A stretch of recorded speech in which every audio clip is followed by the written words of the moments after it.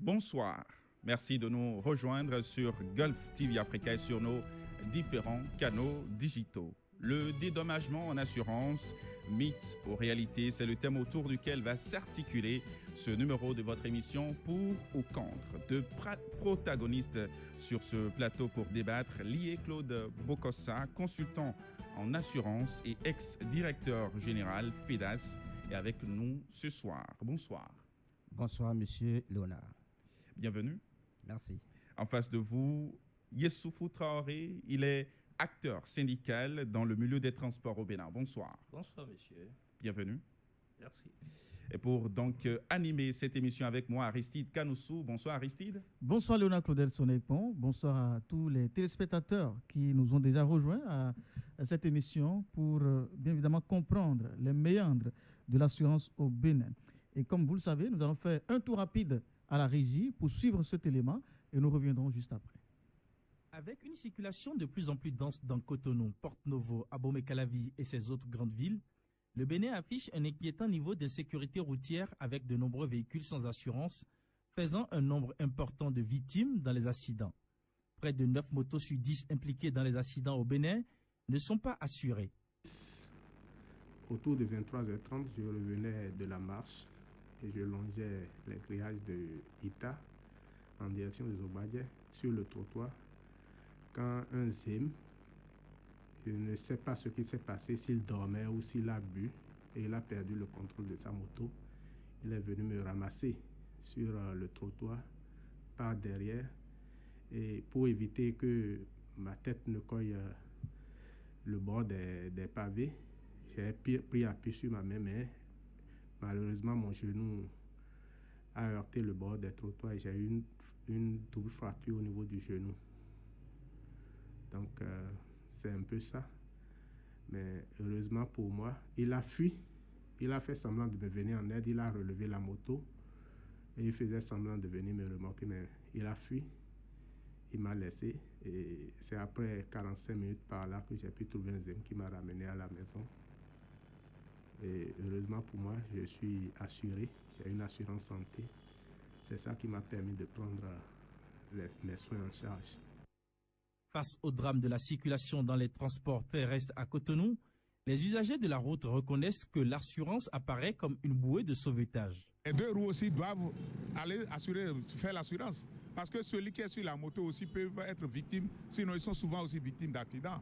Donc c'est quelque chose qui doit être vulgarisé. Les assureurs eux-mêmes doivent sortir et éduquer la population par rapport à ça. Même nos étudiants peuvent aller faire assurance. Ça les couvre et ça couvre leurs clients. L'assurance des deux roues, c'est une initiative bien arrivée. Les deux roues doivent avoir de l'assurance. En cas de l'accident, en cas de quelque chose, et l'assurance est là pour aussi s'occuper de ça. Tout ça, là, ça fait partie du développement d'une nation. C'est une erreur que je suis en train de faire. Sinon, normalement, je dois assurer ma moto. Parce que, surtout nous les Zim, nous devons assurer nos motos en cas d'accident, parce que la plupart des accidents qui se produisent à Cotonou, il y a beaucoup de Zim qui font d'accidents. Et si ta moto n'est pas assurée, s'il y a un cas d'accident, je pense que c'est toi-même qui vas te supporter. Or, si ta moto était assurée, je pense que l'assurance, même si tu fais les dépenses, l'assurance va prendre ça en charge après. Donc, je vois que c'est une bonne chose d'assurer les motos. L'assurance automobile est aussi importante pour tous les conducteurs de deux roues car elle est obligatoire par la loi. Merci donc à Serge Vivien Couillimon pour ce reportage qui nous lance désormais dans ce débat sur ce plateau de Gulf TV Africa en direct sur Gulf FM Africa. Je vais tout de suite m'adresser à Claude Bokossa. Il s'impose à l'entame de cette émission qu'on fasse quelques définitions, bien évidemment, des thèmes autour duquel l'émission sera axée. Monsieur Bokossa, une fois encore, bonsoir. Bonsoir, alors, journaliste. Quand on dit assurance d'entrée, c'est quoi? Selon Joseph Aymar, l'assurance est une opération par laquelle une partie, l'assuré, se fait promettre, moyennant une rémunération, la prime aux cotisations, pour lui au point tiers en cas de réalisation du risque, une prestation par une autre partie, l'assureur, qui, prenant en charge un ensemble de risques, les compense conformément aux lois de la statistique. Alors, Youssoufou Traoré, l'assurance pour vous, est-ce que vous bénéficiez généralement de ce service-là? Merci beaucoup, monsieur le journaliste. Je dirais c'est 2 poids, 2 mesures pour clarifier la situation que nous vivons et nous, les conducteurs dans le Bénin actuel. Pourquoi 2 poids, 2 mesures? Parce que les assureurs de nos jours, tous ne sont pas honnêtes, je le dirais, envers nous qui allons vers eux pour chercher refuge en cas où nous avons des problèmes. Et 2 poids, 2 mesures, je réexplique encore. Sauf ceux qui comprennent le b.a.-ba de l'assurance, comment s'assurer dans le vrai terme, dans la logique, c'est ceux-là qui ont souvent gain de cause. Et la deuxième partie, c'est peut-être nous, les conducteurs béninois, analphabètes beaucoup que nous sommes, ne savent pas réellement comment prendre l'assurance de leur auto.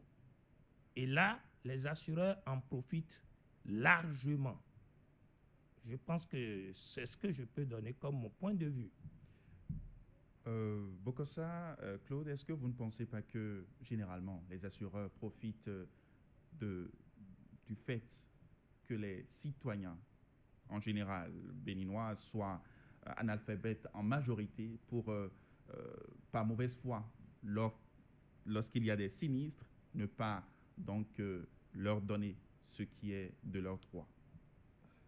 D'entrée de jeu, je dirais que l'assureur est là en cas de difficulté. Il est là pour payer les sinistres. C'est sa fonction première. Donc, il n'a aucun intérêt à être de mauvaise foi vis-à-vis de ses clients, qu'ils soient analphabètes ou non. Maintenant, est-ce que quand, normalement, un assuré qui vient vers vous, vous lui proposez un service, tout à fait, vous devez normalement lui dire tous les contours, les tenants et les aboutissants du contrat. Mais on se rend compte que c'est quand il y a sinistre, eh bien, l'assureur dit, dans le contrat en question, il n'y a pas tel point, il n'y a pas tel point, il n'y a pas tel point. Et ça pose généralement des conflits entre assureurs et assurés. En fait, il y a ce que nous appelons dans les assurances les conditions générales des contrats et les conditions particulières. Et lorsque un client, un assuré vient souscrire à un risque, on lui donne ces 2 documents. Les conditions générales, c'est l'ensemble des conditions qui sont au contrat. Les conditions particulières concernent particulièrement le contrat pour lequel il souscrit. Donc, il a tout ce qu'il faut comme document. Alors, mon vis-à-vis disait tout à l'heure que seuls ceux qui sont un peu éclairés savent comment faire l'assurance pour tirer l'assurance de leur côté. Il n'a pas tort. Je prends un exemple. Je ne le souhaite pas. Si quelqu'un d'entre nous ici a un souci, un contentieux se trouve en justice, quel que soit son bagage intellectuel, qu'il ait un bac plus 8 ou bien un bac plus 10, il va se faire assister par un avocat. Lorsque je vais dans un domaine qui n'est pas le mien, je me fais assister par un expert. Et il est conseillé, vivement conseillé aux assurés, aux clients, de se faire assister par un courtier d'assurance, par exemple, qui les accompagne dans le processus du début jusqu'à la fin. Je m'explique. Avant la souscription du contrat, le courtier aide le client à avoir les meilleures couvertures d'assurance possibles sur le marché et à un prix concurrentiel. Ce faisant, c'est une prestation gratuite. Le courtier ne perçoit rien du client. Du reste, lorsqu'il place cette affaire auprès d'une compagnie d'assurance, en retour, cette compagnie rémunère ce courtier pour lui avoir placé une affaire. Alors, en cas de sinistre, vu que le courtier est déjà son client, vu que le courtier est déjà son conseil, le courtier l'assiste du début jusqu'à la fin. Lorsqu'il y a le sinistre, il assiste dans la déclaration du sinistre, dans la transmission des pièces nécessaires, jusqu'à ce que l'assureur l'indemnise. Je pense que dans ces conditions, le problème qui se pose entre assurés et assureurs, les tensions ne doivent pas exister. Alors, moi, j'aimerais tout de suite m'adresser à Yessoufou Traoré, parce que Léonard Claudel sonnait avec moi dans sa question à Claude Bokossa tout à l'heure, indexait la mauvaise foi des assurés par moment. Cette mauvaise foi-là, je voudrais quand même vous poser la question dans le même contexte. Il y a de cela quelques années en arrière, dans une ville du Bénin dont je préfère taire le nom, les rumeurs courent selon lesquelles des personnes âgées ou non qui seraient souscrites à une assurance et qui par la suite sont décédées d'une mort naturelle, on les positionne sur la route pour qu'un véhicule puisse passer sur le cadavre, histoire de pouvoir aller percevoir de l'argent chez l'assureur. Est-ce que par moment, dans vos rangs, vous aussi, disons, vous qui avez souscrit peut-être à une assurance, vous ne passez pas par des moyens pour forcer la main à votre assureur? Merci beaucoup, monsieur le journaliste. Je dirais non. Catégoriquement. Catégoriquement. Pourquoi? Parce que la plupart de ces acteurs du transport savent que seul l'assureur est leur dernier recours. Donc, ils n'ont pas pour rôle de vouloir jouer avec l'assureur. Mais par contre, le constat est amer, nous devons le dire, c'est l'effet contraire. La seule chose que je voudrais dire sur ce problème, c'est quoi? C'est que aujourd'hui, la naïveté de beaucoup d'entre nous font que ce qui devait être fait pour avoir l'assurance qu'il faut au véhicule dont vous avez la charge, ces genres de situations envers nous-mêmes, les conducteurs, posent problème. Expliquez. Alors, je voudrais d'abord vous retourner la question, M. Claude Bokossa, de savoir, dans toutes les conditions, donnez-nous les quelques cas dans lesquels vous refusez, par exemple, à une victime de bénéficier de vos assurances.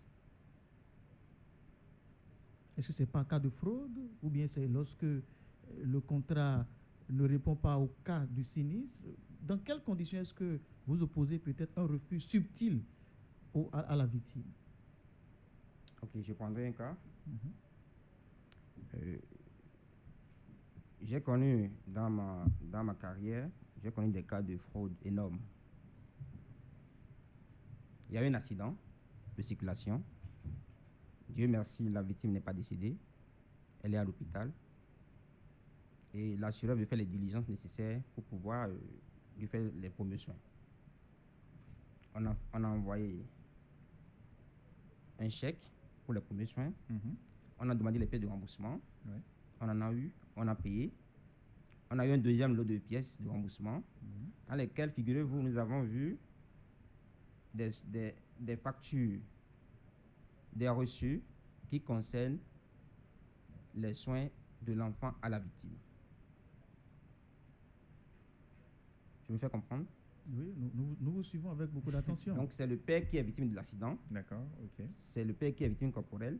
Mais dans les pièces de réclamation sur lesquelles l'assureur va se baser pour payer le sinistre, il s'est trouvé des pièces de réclamation qui concernent l'enfant de cette victime-là. Alors, si vous mettez à la place de l'assureur, je pense que vous ne pouvez pas payer cela. Et ça pose un problème. Est-ce que ce n'est pas une faute qu'on peut dire, faute mineure? Parce que dans un cas comme dans l'autre, il y a eu accident. Que ce soit la pièce de l'enfant ou la pièce du père, il y a eu accident. Il y a eu accident.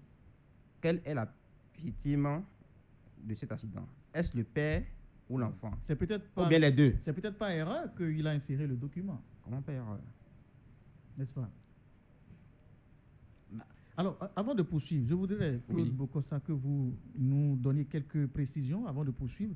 Quels sont les différents types d'assurances qui existent? Merci. Les assurances sont subdivisées en deux grandes catégories. Les assurances vie et les assurances non-vie. Les assurances non-vie sont encore appelées assurances dommages ou assurances IARDT. Incendie, accident, risque divers et transport. D'accord. Alors, monsieur Yessoufou Traoré, dans ces différents types d'assurances, dans quel cas vous vous sentez plus ou moins satisfait ou dans un cas comme dans l'autre, vous vous sentez quand même privé de votre droit à la fin? Bon, je peux dire, puisque nous sommes dans le transport et nous représentons la majorité de ceux qui sont dans le transport, analphabètes ou ceux qui ne comprennent rien de l'assurance. Oui. Toujours est-il que nous travaillons dans ce cadre pour émanciper la majeure partie des gens dans ce domaine pour savoir comment souscrire à de très bonnes assurances. Donc le problème qui s'oppose, c'est que, je donnerai un exemple très simple. Moi-même qui vous parle, je sais comment m'assurer convenablement pour que demain, quand je serai confronté à un problème, que dans les meilleurs délais, je sois dédommagé. Voilà que le citoyen lambda, lui qui vient de Misrété au fin de Wémé, qui roule un véhicule tous les jours, ne connaissant pas les b.a.-ba de comment prendre l'assurance et en cas de cas, pouvant être dédommagé en temps réel. Concrètement, oui. Qu'est-ce que vous reprochez aux compagnies d'assurance? Beaucoup de choses, mais la toute première, il faut dire que nuit été la Nouvelle République, nous sommes restés friands pour les maisons d'assurance, nous les conducteurs. D'accord. Donc, de nos jours, nous leur disons ceci, il faudrait qu'il y ait une politique d'approche vers ceux qui gèrent le commun des conducteurs. Je veux parler du transport, afin qu'ensemble, nous voyons plus du moins, quels sont les cas envers l'assurance, c'est-à-dire envers nous, ceux qui doivent souscrire l'assurance, les conditions dans lesquelles ils doivent souscrire. À titre d'exemple, aujourd'hui, l'assurance ne prend pas la peine de savoir dans nos rangs si ce véhicule vaut la peine d'être assuré. Pour eux, ils veulent l'argent et donner l'assurance.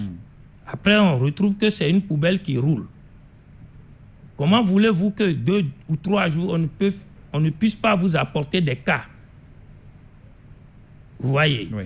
La deuxième des choses que nous, on reproche aux assureurs, c'est que, c'est vrai, ils n'ont pas un prix homologué. Vous voyez? Vous allez, vous seul, dans une agence, ils vous diront un prix. Vous allez à la direction de cette même agence, ils vous diront un prix qui diffère. C'est-à-dire, il y a une politique aujourd'hui dans les maisons d'assurance, ils libèrent la vente à des agences et ceux-ci proposent à nous, les conducteurs, ce qui les arrange. Je suis sûr de ce que je dis. Avant que vous ne puissiez continuer donc vos griefs à l'endroit donc des assureurs, que répondez-vous à cela, Claude Bokosa? Ok, merci. J'ai noté 2 reproches essentiels. L'assureur ne prend pas la peine de voir si le véhicule sur lequel va porter l'assurance est un véhicule en forme ou en état. L'assureur considère que son assuré est de bonne foi. Donc tout se base sur la confiance. La confiance. Mais lorsqu'il y a un sinistre et que l'assureur se rend compte que les conditions de souscription ne sont pas remplies, c'est un contrat nul et de nul effet.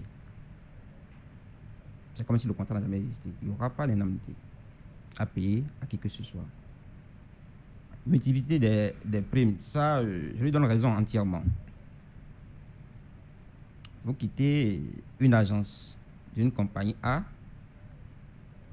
on vous fait une cotation, un devis. D'accord. Vous quittez là, vous allez dans l'agence B, une agence toujours de la même compagnie, vous avez un autre prix.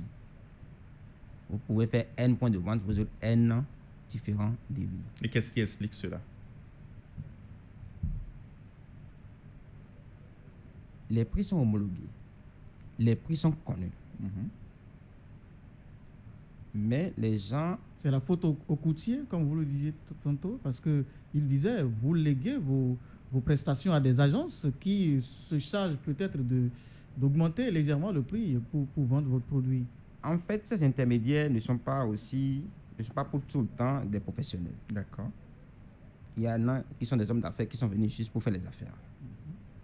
Donc, respecter les prix, ce n'est pas leur préoccupation. Et ils ne peuvent pas respecter les prix parce que c'est aussi leur gagne-pain, parce qu'ils doivent payer les employés qui descendent sur le terrain pour faire la prospection. Ils doivent respecter le prix.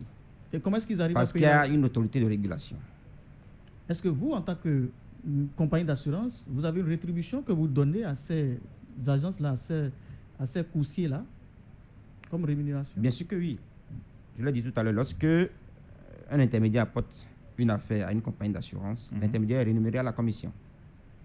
Qu'il soit agence générale ou bien courtier.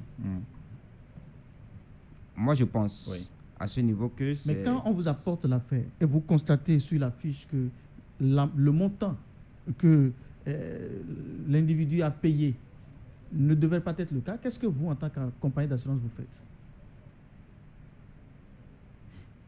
Ben, la compagnie va interpeller son intermédiaire pour dire, mais il y a quelque chose qui ne va pas sur ce contrat. Mais ce cas est légion, hein, comme bien je sûr disais que oui. tout à l'heure. Bien sûr que oui. Et comment vous faites pour que ça continue d'être ça jusqu'à aujourd'hui?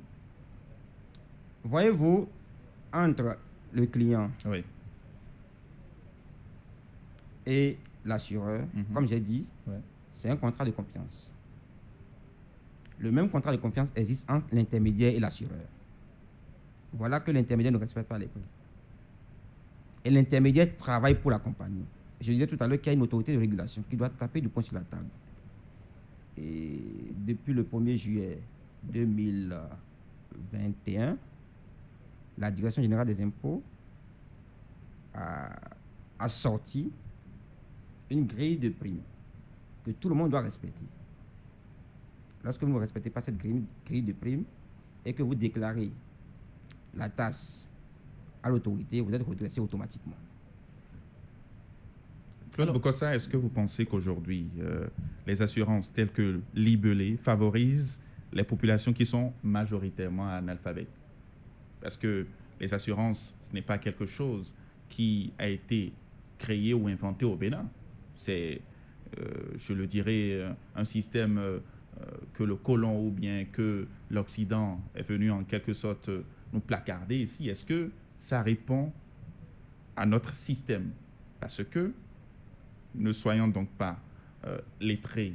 Encore que les lettrés ne prennent même pas la peine de lire l'entièreté du contrat. Par exemple, les conditions générales font des tonnes de pages. Qui a véritablement le temps de lire toutes ces conditions générales-là? Ben, si vous contractez, si vous signez un contrat et qu'il y a des documents qui sous-tendent ce contrat, vous devez les lire. Vous devez les lire avant de signer le contrat. Si vous ne lisez pas ces conditions particulières, ces conditions générales, et que demain, en cas de sinistre, l'assureur vous les oppose, c'est pour cela que je vous demandais, est-ce que c'est véritablement approprié à notre contexte? Bien sûr que oui. Si vous n'avez pas la possibilité de lire le contrat en question et que l'assureur, sachant par exemple que vous ne savez pas lire et ne vous dit pas tous les contours du contrat en question, et que dès qu'il y a sinistre, il vous oppose une fin de non-recevoir et dit que dans le contrat, il y a telle disposition qui dit que vous ne pouvez pas donc reprendre votre argent parce qu'entre-temps, vous avez cotisé quand même. Oui, vous avez cotisé des primes d'assurance. Ouais. Qu'on ne saurait comparer aux indemnités en cas de sinistre. Alors, moi, je voudrais m'adresser tout de suite à Youssoufou Traoré. Est-ce qu'il n'est pas temps peut-être de quitter la phase de victimisation et de prendre vous-même vos responsabilités, sachant que vous représentez une corporation et que vous devez pouvoir vous-même vous instruire des dispositions des assureurs pour pouvoir opposer peut-être un refus à une fraude que les assureurs vont vouloir mettre subtilement sur votre chemin? Qu'est-ce que vous répondez à ça? C'est tellement simple, monsieur. Et c'est simple de quitter la victimisation? Non, pas simple. C'est-à-dire, je suis très relaxant pour mieux répondre à cette question parce qu'elle me voit droit au cœur. Le problème est connu de tous, que pendant des années, nos maisons d'assurance ont eu ce qu'ils voulaient. On vous donne l'assurance, ils font une prière, je ne sais quoi, afin que vous teniez pendant les 1 an ou bien 6 mois sans pépin et l'argent est un acquis.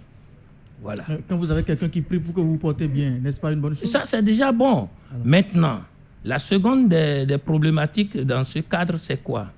Vous voyez, quand quelqu'un souscrit et que, par exemple, il ne sait pas lire, il ne peut même pas lire, il faudrait que les maisons d'assurance puissent faire un effort de faire connaître ce que le monsieur achète, les inconvénients et les avantages. Mais sachant vous-même que ce sont des gens qui sont entre griffes, en train de faire des affaires, parce que c'est des profits, les assurances aussi font. Mais sachant bien cela, est-ce que vous ne devez pas prendre vos responsabilités, vous aussi, vous faire accompagner par quelqu'un qui puisse vous aider à lire le contrat? Voilà, notamment par le courtier. Voilà pourquoi aujourd'hui, nous sommes en train de faire mains et pieds liés pour rencontrer les responsables des maisons d'assurance pour qu'ensemble, chacun dévoile d'abord la grille dans laquelle il veut travailler. Parce que les prix ne sont pas les mêmes.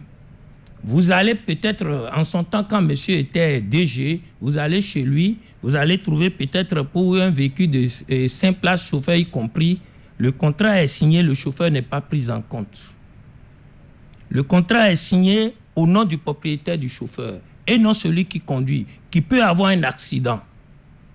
Dans d'autres maisons d'assurance qui sont un peu sérieux, que je ne dirai pas leur nom pour ne pas faire la publicité, absolument, ils vous diront, monsieur, si vous voulez du bon assurance, pour qu'un jour, quand vous allez avoir des problèmes, voilà la procédure. Et d'autres disent, si ce n'est pas ça, nous ne sommes pas capables de vous octroyer d'assurance. Et pour finir, je donnerai un exemple. Et là, je suis obligé d'appeler cette maison. Aujourd'hui, il a changé. NCA, par exemple, il y a des années passées, quand vous allez pour acheter assurance pour taxi, ils vous disent non. Carrément. Parce qu'ils ont compris que les taxis, les dédommager, c'est un grand problème. Et ça finit souvent aux tribunaux. Et à la fin, c'est les maisons d'assurance ou bien les assureurs qui ont des avocats. Le pauvre conducteur, d'abord, pour s'en sortir, comment voudrez-vous qu'il trouve un avocat pour le défendre? Et à la fin, il perd le procès. Alors, Claude Bokossa, est-ce que vous confirmez que, par le simple prétexte que quelqu'un qui a souscrit à une assurance pour son véhicule, au moment de l'accident, puisqu'il ne se trouvait pas dans le véhicule, vous refusez de dédommager ou de lui acheter ce véhicule-là? Est-ce que c'est vrai? Non, précisons bien les choses. L'assurance automobile est obligatoire au Bénin. Et qu'est-ce qui est obligatoire au sein de cette assurance automobile?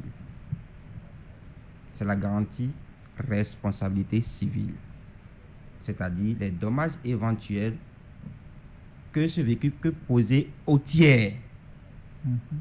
Le conducteur n'est pas un tiers. Du coup, le client qui vient vers vous d'abord, lorsque vous faites la proposition de prix, il dit que la prime est chère. Mais dans quel cas alors vous... Il dit que la prime est chère. Déjà, la prime qui est obligatoire est chère. Or, pour couvrir le conducteur, il faut une autre garantie. C'est une autre garantie qui couvre le conducteur. Et cette garantie est payante. Si déjà votre client est en train de dire que la prime qui est obligatoire est chère, vous ne pouvez même pas lui proposer encore une autre garantie supplémentaire qui couvre le conducteur. Donc, s'il prend exclusivement la RC automobile, qui ne couvre pas le conducteur, lorsqu'il y aura un accident, un sinistre qui touche ce conducteur, il ne sera pas pris en compte. Mais aujourd'hui, c'est pratiquement systématique dans toutes les compagnies. Lorsque vous arrivez pour faire votre assurance automobile, c'est comme si on vous imposait la garantie du conducteur pour que tout au moins celui qui est au volant soit couvert. Parce que c'est lui qui paye. Si le propriétaire du véhicule, c'est lui qui paye la prime. Alors, si celui-là, dont la responsabilité civile est prise en compte ici, n'était pas dans le véhicule au moment de l'accident, qu'est-ce qui se passe après? C'est-à-dire? Celui qui a souscrit à cette garantie civile-là n'est pas dans le véhicule au moment de l'accident. Peut-être il a passé le véhicule à une tierce personne, un cousin, une amie, sa femme, au moment de l'accident. Est-ce que cette personne sera... Qu'est-ce qui se passe dans cette condition? Quelle personne?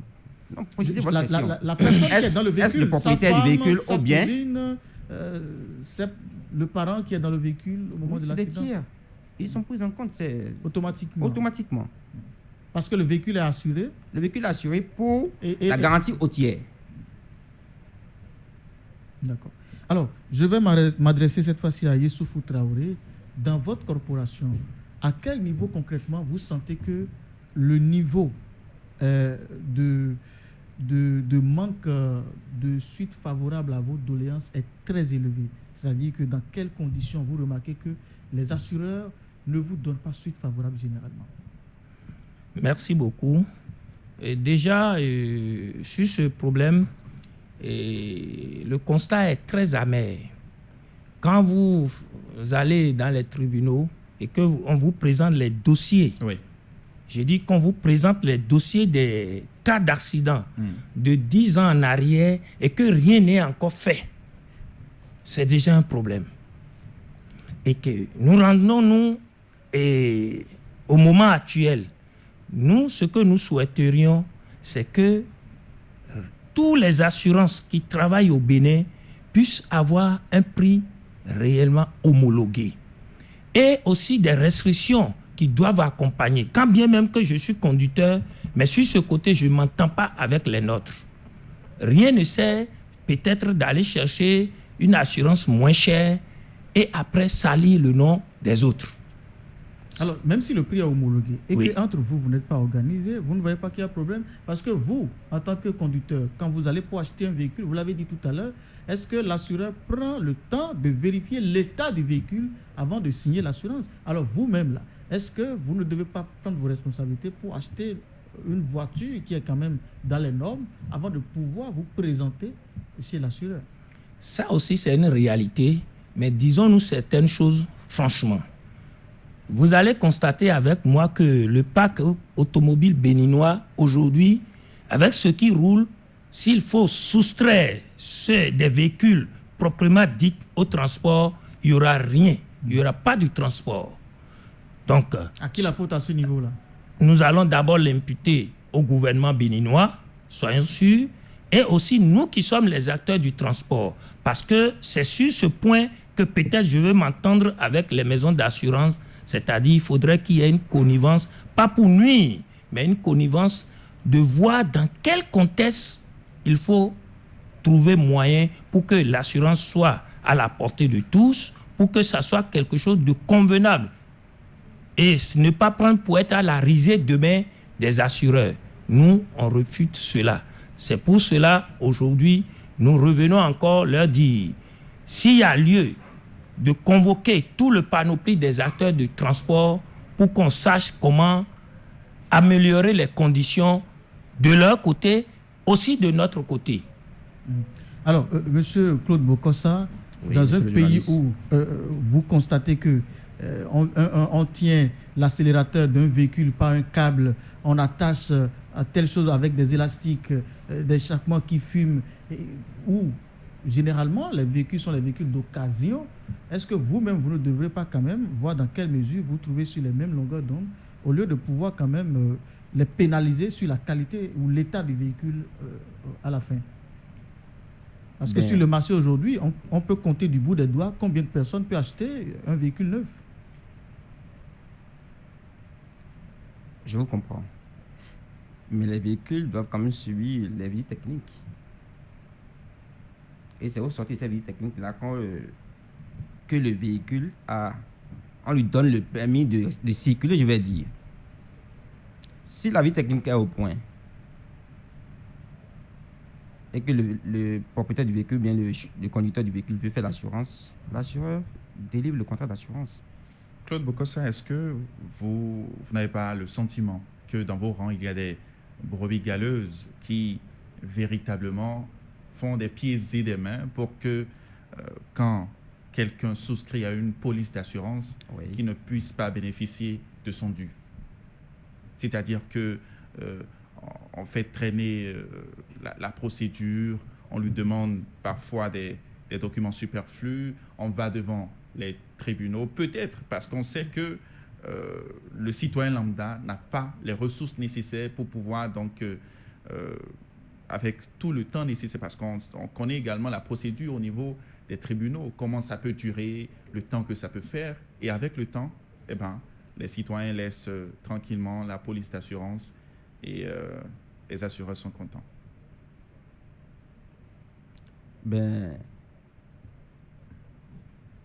C'est un peu complexe en fait.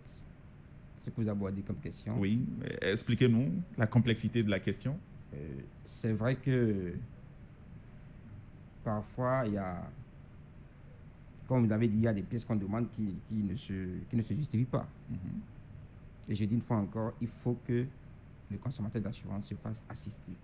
Je donne un exemple. Voilà le code des assurances. Le code des assurances dit que l'assureur a un délai lorsqu'il demande des pièces et qu'il pense que les pièces ne sont pas suffisantes pour régler le sinistre. Il a un délai pour demander des pièces complémentaires. J'ai accompagné une victime d'accident, des ayants droit, qui ont produit les pièces dans le délai. 2 mois après, l'assureur écrit pour dire qu'il a besoin d'autres pièces complémentaires parce que les pièces qu'il a ne sont pas des pièces suffisantes pour pouvoir accélérer le processus d'indemnisation. Alors que le code des assurances lui donne 1 mois. Donc en réalité, cet assureur-là est forclos pour demander des pièces complémentaires. Néanmoins, ces pièces ont été produites. Nous lui avons rappelé les dispositions du code qui l'empêchent de demander des pièces après un délai d'1 mois. Nous avons déposé des pièces complémentaires demandées. Nous avons suivi le dossier. Ça n'a pas été du tout facile pour l'assureur de faire une offre aux ayants droit de la victime décédée. Alors que le code explique bien et dit que l'assureur a 9 mois lorsqu'il y a un décès. Ça veut dire quoi? L'assureur va se débrouiller lorsqu'il a les premières pièces pour faire une offre aux ayants droit de la victime en cas de décès au bout de 9 mois. Donc les délais sont bien réglementés. Le code des assurances est là, mais le néophyte, l'assuré, le client qui ne s'y connaît pas, il va se faire mordre. Vous n'avez pas répondu à ma question. Je vous ai demandé, est-ce que dans votre milieu, il n'y a pas de ces agences, il n'y a pas de ces sociétés-là qui sont donc férues, c'est-à-dire que dès que vous souscrivez à une police d'assurance chez eux, ils font tout pour faire lambiner la procédure.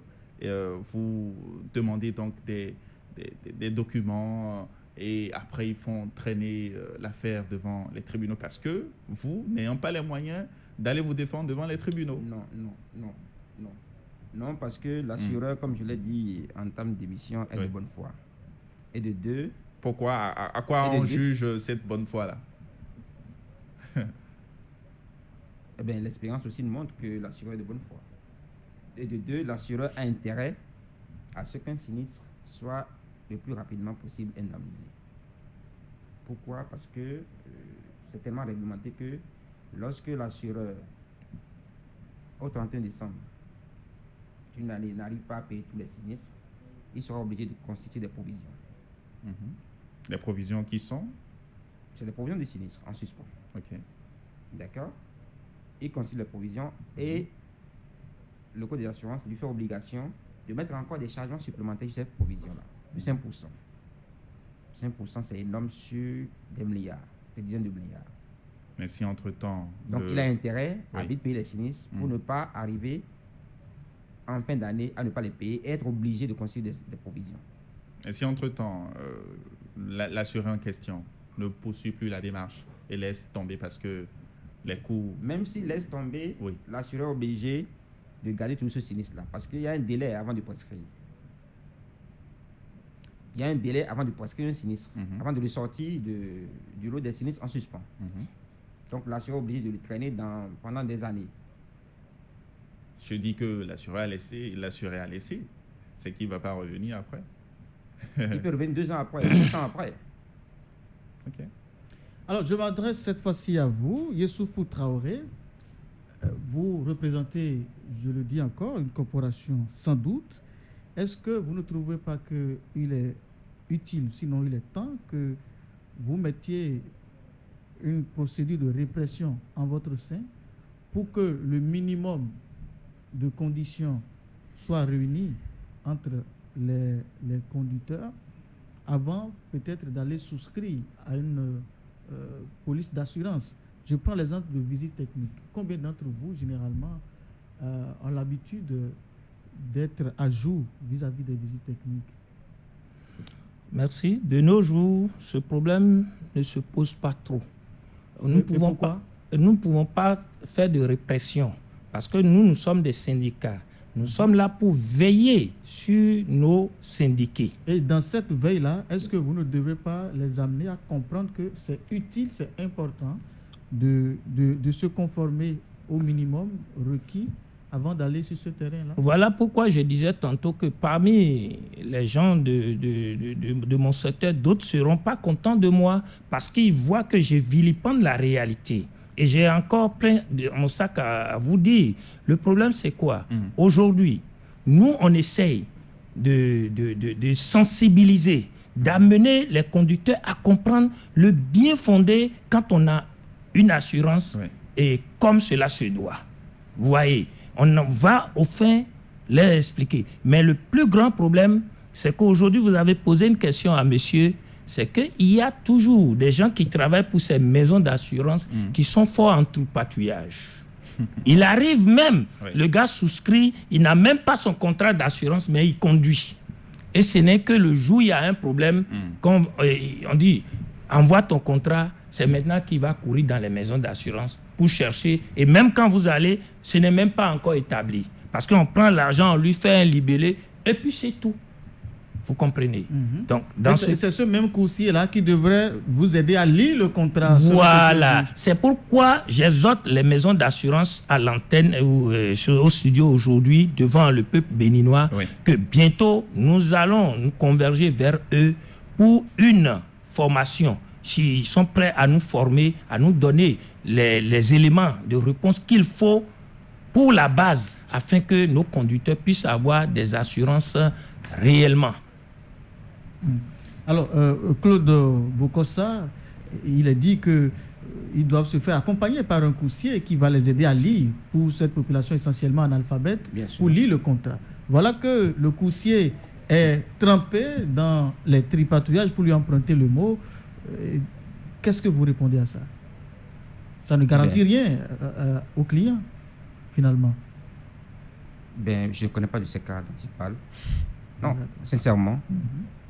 Vous n'avez pas connaissance du cas où c'est à la dernière minute que le coursier veut faire passer la souscription qui a été déjà faite peut-être depuis 6 mois, et c'est en cas d'accident que le coursier se réveille, mais il avait déjà pris peut-être l'argent, il se réveille pour pouvoir maintenant cette fois-ci introduire le dossier auprès de la compagnie.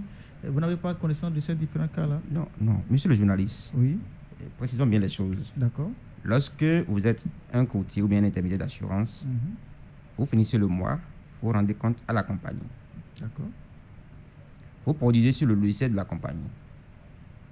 D'accord? Donc, même avant d'aller à la fin du mois, la compagnie sait le nombre de contrats que vous avez émis, la prime que vous avez encaissée. D'accord. Donc, vous ne pouvez pas lui faire le point et soustraire certains contrats. Et si vous ne lui faites pas le point? Mais vous devez lui faire le point. Puisque les primes d'assurance ne sont pas pour l'intermédiaire. Ce qui est pour l'intermédiaire, c'est la commission.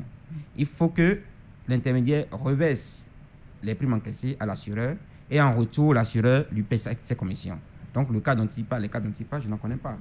Si c'est bien organisé, il ne peut pas avoir ces situations-là. Est-ce que vous ne pensez pas que c'est le moment plus que jamais de trouver des alternatives? Parce que c'est bien beau, par exemple, de nous parler de courtier, mais le courtier va prendre de l'argent. Si, parce que vous avez donné l'exemple d'un avocat. Mais l'avocat, quand il vous assiste, il ne reste pas les bras ballants, il prend de l'argent. Bien sûr que oui. Justement, est-ce que ce n'est pas le moment plus que jamais de trouver des alternatives pour aider la personne qui a envie donc de souscrire à une police d'assurance dans une société donc d'assurance, de maîtriser, qu'on lui explique véritablement les contours, les tenants et les aboutissants de ce contrat. Et également, pourquoi pas, peut-être, puisqu'on ne peut pas lire, ou bien puisqu'il y a énormément de personnes qui ne savent pas lire, il y a aujourd'hui des logiciels, des plateformes qui permettent peut-être de mettre en audio les écrits. Pourquoi pas? Oui. Pourquoi pas? On va demander aussi aux intermédiaires d'éduquer, de sensibiliser les clients, les assurés. Mais qu'est-ce que vous faites concrètement pour rendre la prestation meilleure vis-à-vis de vos clients? Parce qu'il y a une chose, si vous n'assurez pas convenablement vos assurés, ils vous feront de la mauvaise publicité. Oui, c'est évident. C'est évident. Donc, l'assureur va éduquer ses clients, va les sensibiliser. Et avant la souscription, il va prendre plus de temps pour expliquer. Et est-ce que ça se fait comme ça? Ça se fait. Peut-être qu'ils vont prendre plus de temps. Ça se fait. Lorsque vous venez, on vous explique le contenu de votre contrat d'assurance. D'abord, lorsque vous venez pour prendre l'assurance, on vous demande votre véhicule, il est destiné à quel usage? C'est pas le même usage. D'accord. Si c'est un véhicule personnel, c'est un camion, si c'est un taxi. Et par rapport à ça, on vous dit le contenu de votre garantie. Et est-ce qu'on vous dit véritablement, quand il y a un sinistre, comment ça va se passer? Déjà, la souscription, il y a un petit document qu'on remet au client sur lequel il y a les pièces à fournir en cas de sinistre. Lorsqu'il y a sinistre, d'abord la démarche à faire, qu'est-ce qu'il faut faire et les pièces à fournir. Déjà la souscription. Ok. Le réalisateur me fait signe qu'il reste 5 minutes dans cette émission. Oui, le temps passe très vite. Yessoufou Traoré, qu'est-ce que vous, véritablement, vous attendez des assureurs? De ma part, je voudrais que les assureurs pensent positif pour nous qui sommes le manger du quotidien. D'accord. Et qu'ils savent maintenant qu'il faut diminuer l'assurance sur les véhicules taxis. Parce que les personnels au Bénin, ça ne dépasse pas 50 000 l'année. Par contre, les taxis, le minimum, c'est 115 000. Au maximum, nous sommes à 198 000 francs pour celui qui assure convenablement les quatre places de son taxi. Maintenant, nous avons les meilleures routes au Bénin, que cela soit clair. Pour qu'un véhicule ait des accidents et autres là, c'est quand nous n'avons pas de route. L'État béninois fait tout pour que nous ayons de très belles routes. La compagnie d'assurance doit aussi tenir compte de certaines choses. Parce que quelque part, l'État apporte un de plus pour améliorer les conditions de nous, les conducteurs béninois. Et par contre, nous exigeons des assureurs au moins d'amoindrir aussi le coût, comparativement aux années passées.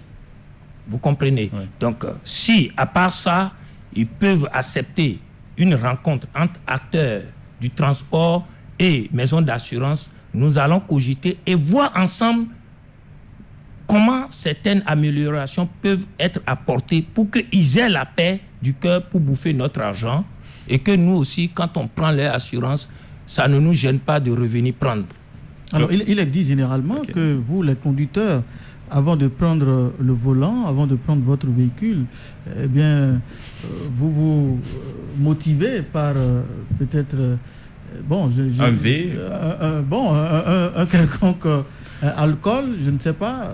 Quand vous le faites, est-ce que vous ne vous soumettez pas à un refus peut-être en son temps de l'assureur? Aujourd'hui, toutes ces choses-là sont bannies. Bien sûr, nous veillons. Quand nous rentrons dans les transports en commun, les taxis et autres, c'est tout le contraire que nous constatons. Vous remarquez, dès à présent, beaucoup de choses sont en train d'être changées. Et qui est en train de faire ce changement, c'est vous? Bien sûr. Bien sûr, les acteurs du transport que nous sommes, pas seulement moi personnellement, nous tous réunis, nous nous sommes retrouvés en conclave pour soustraire des habitudes nauséabondes que nous-mêmes avons pratiquées pendant des années pour une bonne marche. Il n'est même pas rare de voir aussi que sur le volant, on voit les enfants âgés de moins de 18 ans et tout le reste. Est-ce que ce n'est pas des risques pour vous? Ça, j'assume. Et je dis sincèrement merci à vous, monsieur le journaliste, parce que, vous savez, pendant tant d'années, les acteurs du transport que nous étions, beaucoup ont laissé aller dans ce domaine. Mais aujourd'hui, avec l'avènement du gouvernement actuel, les choses sont en train d'être prises au sérieux. Et maintenant, vous allez voir, nous avons parlé de la visite technique. Aujourd'hui, allez-y voir. Beaucoup de choses ont changé. La technologie de pointe est mise au profit des conducteurs que nous sommes pour des traçabilités Et aujourd'hui, vous ne verrez plus des vieilles véhicules rentrer dans cette maison pour dire qu'ils veulent la visite technique. C'est encore un plus pour les assureurs. Avant de laisser Léonard Claudel conclure cette émission, je voudrais demander une précision à M. Claude Bokossa. Entre l'assurance pour le taxi et l'assurance pour le véhicule personnel, il y a quelle différence? Il n'y a que les deux véhicules que vous citez ne sont pas exposés au même risque. Là, si je prends votre véhicule, vous venez au bureau, vous garez, et c'est quand vous sortez que vous utilisez le véhicule pour rentrer. Le taxi est en circulation à tout moment. Donc, il est plus exposé au risque d'accident. Et l'indemnité à ce niveau est plus élevée que le véhicule personnel ou bien c'est... Non, la prime à payer, naturellement. C'est plus élevé de l'autre côté. Oui. Et je voulais préciser quelque chose. Tout à l'heure, il a demandé que les assurés fassent en sorte que la prime à payer pour les taxis diminue. Voyez-vous, depuis l'avènement de la libéralisation du secteur des assurances, c'est les tarifs de 1995 qu'on continue à assumer jusqu'à aujourd'hui. Donc, normalement, il y a eu quelques années, il y a eu environ, je crois, 7 ans, le barème d'indemnisation a été revu à la hausse par le législateur communautaire. Donc, du coup, normalement, les assureurs doivent augmenter la prime d'assurance. Ceux qui n'ont pas fait, ils ont continué toujours pas tirer la prime vers le bas. Donc, dans quelques années, il se pourrait que cela puisse augmenter. Bien sûr que oui. Et moi, j'ai des suggestions à faire. Oui. La première, c'est que les contrôles routiers reviennent dans une certaine mesure. D'accord. Parce qu'en 2015-2016, il a été noté qu'environ 40% du parc automobile est non assuré. Okay. Et depuis plusieurs années, il n'y a plus de contrôle sur les voies. Donc, vous imaginez le niveau des véhicules non assurés. Et vous voulez aussi encourager, vous savez que dans les contrôles routiers, il y a ce que nous appelons le rançonnement. Non, dans ces contrôles, c'était des contrôles tripartites. Centre national de sécurité routière, ASA Bénin, c'est-à-dire les assureurs, et la police républicaine. Et dès lors qu'on constate qu'il y a un véhicule qui n'est pas assuré, le conducteur du véhicule va aller chercher l'assurance avant de venir prendre son véhicule. Ça ferait beaucoup de bien pour les populations. Oui, vous avez fini pour les suggestions? Oui, nous allons aussi les aider, les éduquer, les sensibiliser, les former aussi. Un mot de fin rapidement, en quelques secondes. Les former. Oui, un mot pour conclure l'émission, en quelques mots. Vous avez un mot? Les former, les éduquer. Merci beaucoup. Oui. En tout cas, succès à de franches collaborations pour les meilleurs résultats dans le Bénin nouveau. Et vous promettez d'être sage sur la route? Bien sûr, monsieur. Mesdames, Mesdemoiselles et Messieurs, c'est tout pour ce numéro de Pour ou Contre. Merci de nous avoir suivis. Je ne mettrai donc pas un terme à cette émission sans remercier l'équipe de préparation, de réalisation, aux invités qui honoraient de leur présence ce rendez-vous jupitérial, le dédommagement de l'assurance, mythe ou réalité, le sujet qui a cristallisé toutes les attentions durant ces 55 minutes. Retrouvez une nouvelle édition du journal télévisé à 22h. Léonard Claudel, son époux, je suis. Prenez soin de vous et des gens autour de vous. Bonsoir.